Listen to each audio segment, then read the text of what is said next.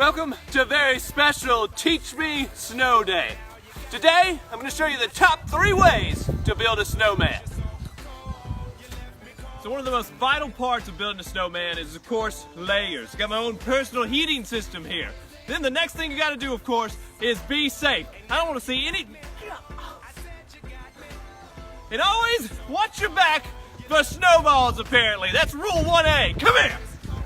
I promise not to go back out there, okay, Nubbin? We're done. We're done. Little Nubbin's traumatized, and that brings me to option number 2.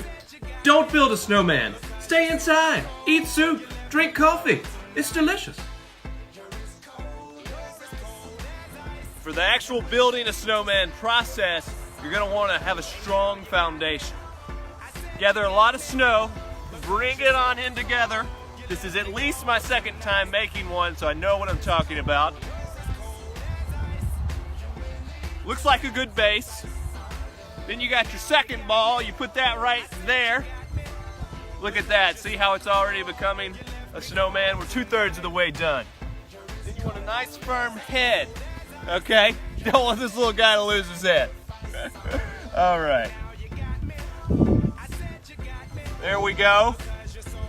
Now, for the coup de grace, so to speak, the cherry on top, we find little eyeballs and little noses. There's one nose. Looks like a mighty fine nose here. There we go. Whoop. Oh no! Oh, hold on. Don't film this part. This is too disturbing. A little Pinocchio snowman. Oh, there we go. Eyeball number 1 in the books. Eyeball number 2 coming right up, little snowman. Right.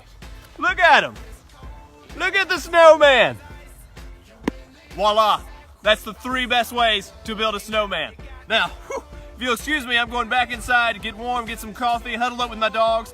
Be safe out there. I don't want to see any of you, okay, in the clinic next week because you fell in the snow. All right, we'll see you next week.